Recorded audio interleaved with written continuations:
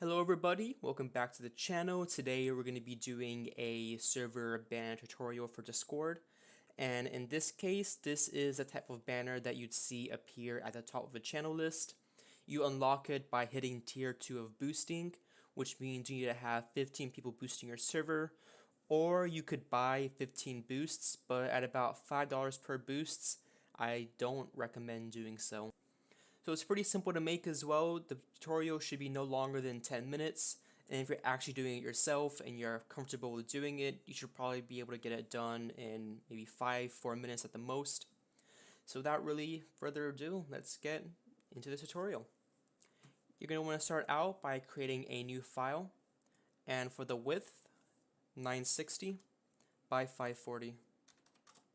Then click create. We're actually going to keep the background this time. Normally I get rid of it, but in this case it's going to be useful for us. So I'm going to name this the backgrounds, Control G, and I'll name this the background or center section. This would be the center. Cool. Let's give this a red color. Next step of the process is going to be grabbing I'm going to be using blue. You can use red, green, yellow, etc. It depends on your character or the theme for your server. But for this tutorial, I'm going to be sticking to this one right here. 48C8F2 is the hex code for this color. We're going to go over to our rectangle tool. I'm going to drop that down. It's going to be bigger than we need it to be, but that's perfectly fine, and it's actually how we want it. And we won't need to make any adjustments to this after we're done. Feel free to make it as big as you'd like. So what we're going to be doing from here is you're going to do Control T. And then for the angle, what we're aiming for is somewhere between 30 and 40. I'm going to try out 34 first. That seems okay. Maybe try 32, 33. We want it to be at a fairly sharp angle. And I'm actually rather content with this, so I'm going to leave that. Maybe give it a bit more at the bottom. And this will be our left side. Left side. And then from here, we're going to do a same thing on the right side. We're just going to duplicate this over and drag it over to the other side. So we can just go ahead and duplicate the whole folder, and we'll name this the right side.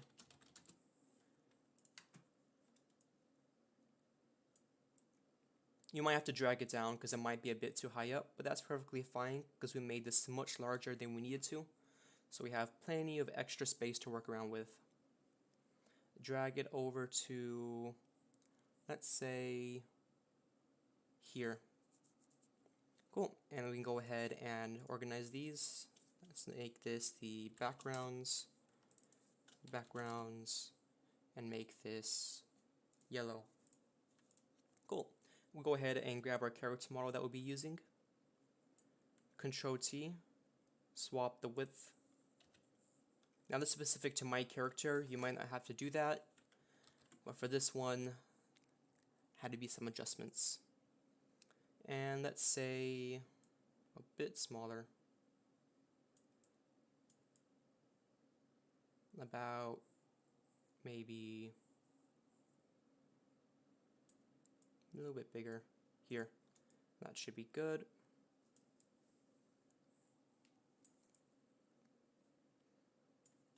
Then we can name this our model and give her, let's say, violets. Okay, what we're going to do now is duplicate our model, go over to the right side, switch her to multiply, and drop the opacity to about 15%. Then we're going to bring her actually over to that.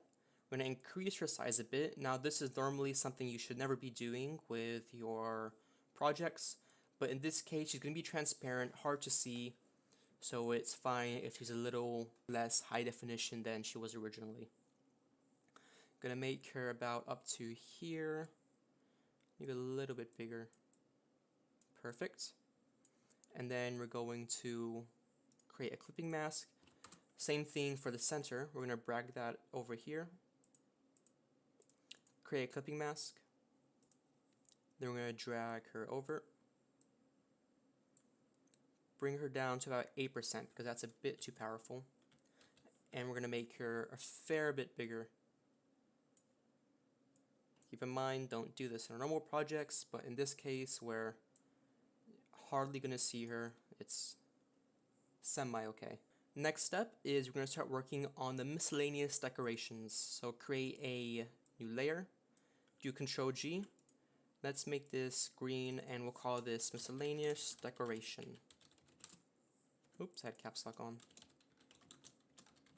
Miss Decor. And then we're going to be doing a stroke using the rectangle tool. Make it 10 pixels. And let's just make it so there's a little bit of space in the corners, but not an overly large amount. That's too much free space. Let's make it a tad larger. And then Photoshop should censor it on its own if we just drag it about a little bit. Cool. That's perfect. We'll name this the edges, or maybe the border. There we go. Create another new layer. Do Control G. And we'll name this the corners. Just corners. For here, what we're going to do is we're going to go back to our rectangle tool. We're going to move this down to 8 pixels. And then we're going to create a little box here in the corner.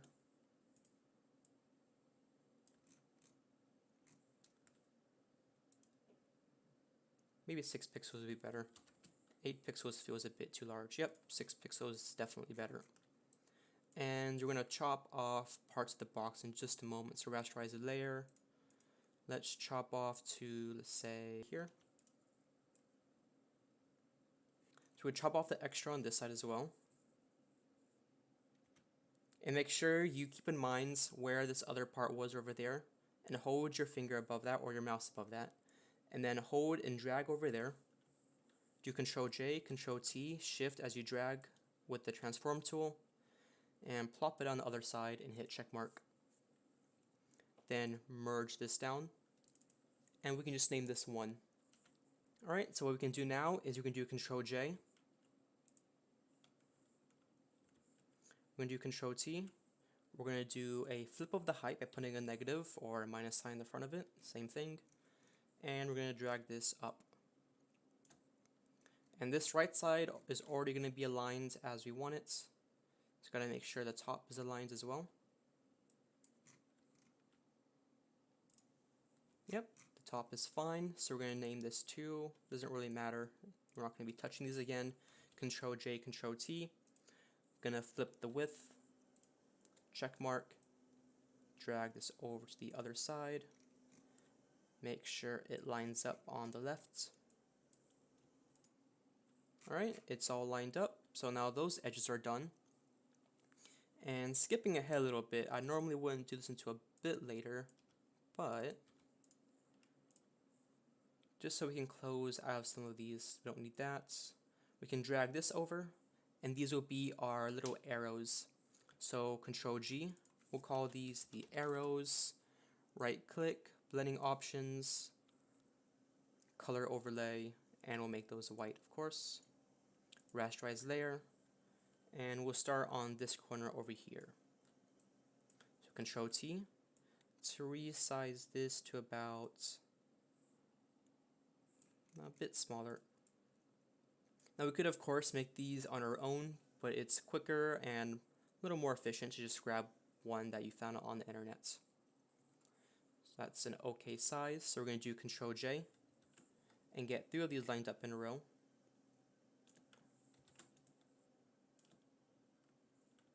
Don't worry about naming these, we're not going to be touching them again, and they're already in a folder indicating as to what they are. And we used 25 before, or was it 33? I'm going to say it was 33. Yep, 33 was right. And then we'll put a couple down here, slightly hidden by your hair. And then we'll put another pair. Oops. We'll call these the Control G, and we'll call this the arrows bottom left. Control J, arrows top right.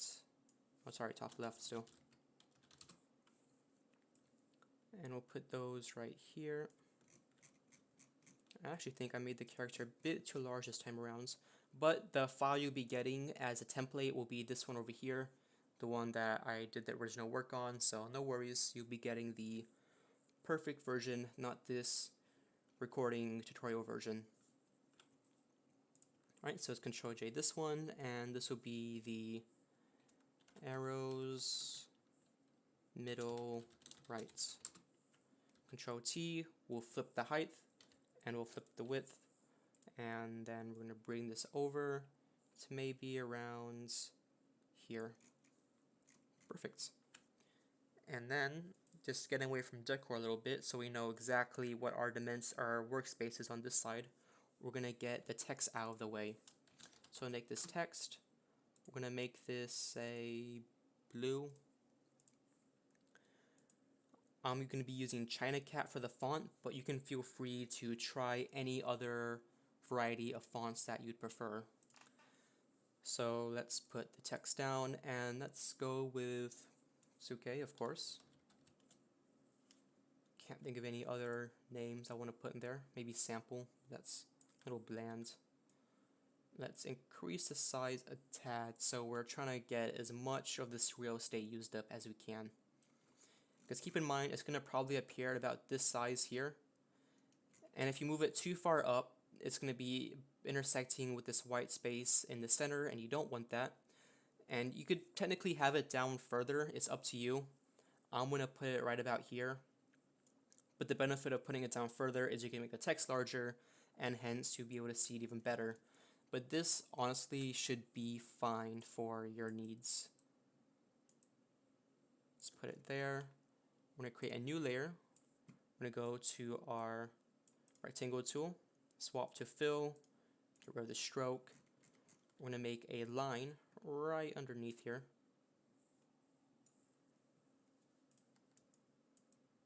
Make sure that line is centered. Yep, the little blue indicator is popping up telling me that it's centered. And then we're going to add 3 little dots across the top. So we call this the underline. Going to go to the top. So we're going to be using the ellipse tool for that. And then we're going to be coming down and holding shift as you do so to make sure it grows proportionally. And right at about this size is what we want the little dots to be at. Yep, perfect. So dot 1, Control J. Let's go with maybe that, and one more. There we go. We're going to Control G and name this the dots. Perfect. So the text should be done. Alright, one more layer. We're going to call this the small dots, I suppose. Small dots. Actually, not that. This would be small dots. This doesn't need a name.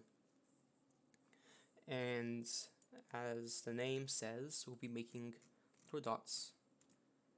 About maybe that size. Yep, that's fine. Control J. That should be fine. Control J, bring it over again. And then there's actually 15 across. I'm going to do Control J with all of these selected.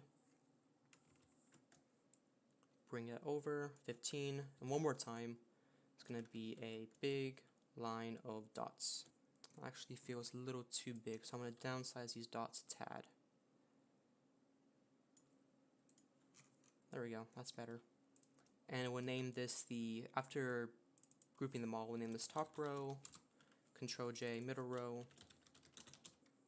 Make sure we drag it down as we do so. And then Control J and bottom row. 14 pixels, perfect. Small dots, put those about here. And these will be small dots right. And then this will be small dots left. Bring that over to about here.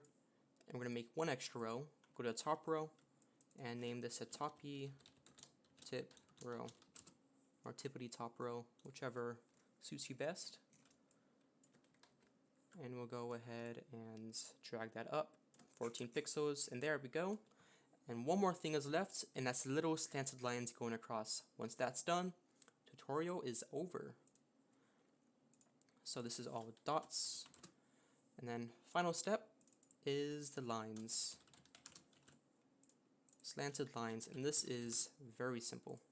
We go over to our rectangle tool, make a straight line going down at about, say, this height. How does that feel? That's okay. And we're going to do a Control T at about this angle, 30 degrees, should be fine. Yes. Control J. And as you're dragging these across, I would recommend zooming out to about here, just to get an idea of how they're going to show up. Otherwise, you might end up with them too close and looking like one solid chunk of stuff. So I'm pretty content with that because you can kind of see the spacing between them. And it doesn't look like one blob, and they also don't look too far apart. So that's perfect.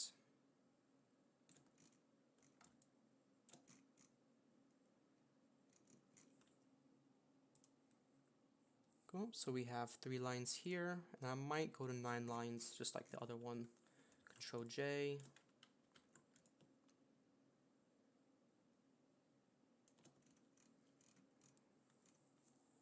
We go. Nope.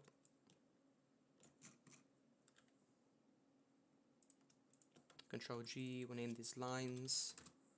And then I'll put that in this corner. And actually I do feel a little tall now that I'm seeing them all lined up. That's okay. And lines top. We'll put that right over here. Try not to obscure her eye, but I suppose you could put it maybe there instead. Okay, and that should really wrap it up for this tutorial. Thanks so much for watching, and I'll have another tutorial listed on screen. Should be popping up now, if it's not already now, popped up, to another server banner design that's a ton of fun to make. Hope you have a great day.